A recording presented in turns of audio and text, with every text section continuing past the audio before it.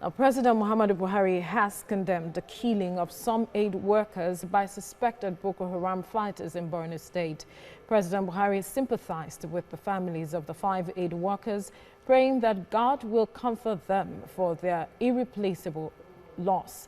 He also assures that the perpetrators of the atrocity will be made to face the law. He assures Nigerians that his government will continue to do all it can to ensure that every remaining vestige of Boko Haram is wiped out completely from northeastern Nigeria.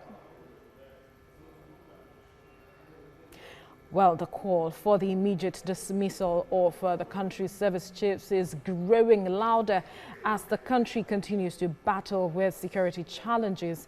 Lawmakers are even more concerned by the series of attacks on the country's gallant troops, which they believe has caused a loss of morale among troops fighting at the front lines. Only recently, 365 soldiers registered their loss of interest in the service, which senators consider as a setback in winning the fight against the insurgency.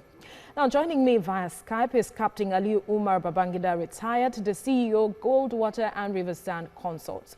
Good afternoon. Thank you for joining us on the news at this time. Good afternoon.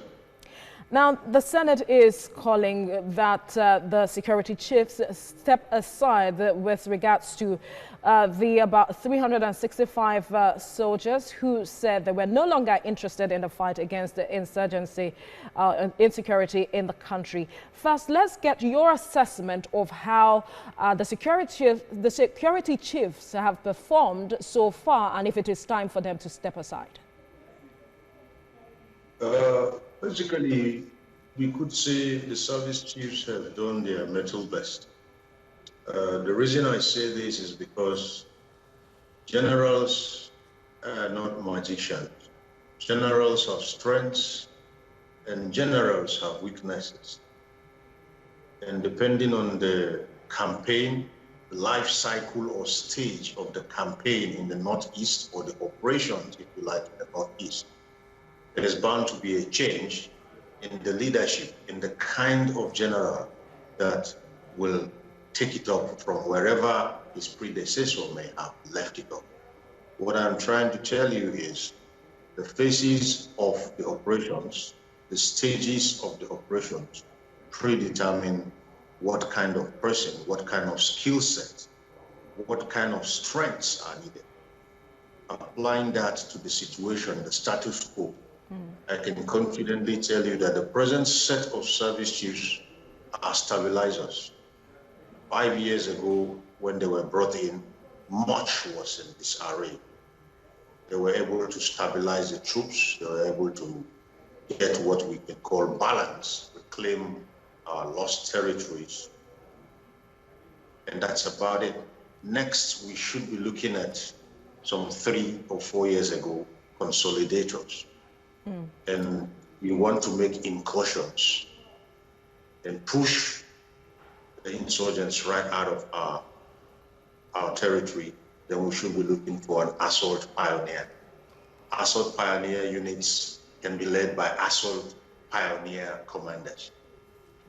The Chadians did something like that when they pioneered a major strike against the insurgents. In the last 3 years, what we have done is repel attacks most of the time.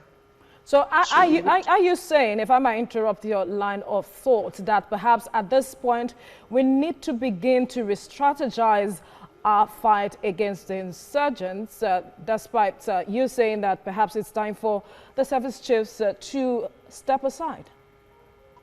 It's not about re-strategizing. Re-strategizing is just part of it. It's about moving on. The service chiefs have done their mettle bests.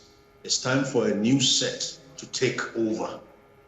If the Nigerian army was a service product, the consumers will count in their feedback to the producer. As I said earlier this morning, the Commander-in-Chief, Mr. President, is just being aloof. It's not that he's not aware, he's very much aware. is just playing aloof. The reason why he doesn't want to release the service chiefs is best known to him, the service chiefs, and God. But what I can tell you right now is we need to move to the next stage of what we've been able to achieve in the Northeast. Lest we get all that we've achieved eroded, because what is happening right now is coming across to our enemies as motivation. Commander-in-Chief should know that. So, enemies are watching and they're taking notes. Wherever our troops are demotivated, the enemy is motivated. Wherever the troops record a loss, the enemy records a gain. And the Commander-in-Chief is just underscoring that to motivate the enemy at the risk of his own men. If the people and the soldiers say, you know what, we need a new head, then so be it. That's what he said in Chatham House. That's what democracy is all about. All right, Captain Sadiq, thank you so much. We have to leave the conversation. Captain Ali Umar, I beg your pardon, we have to leave the conversation here now. Thank you so much for speaking with us.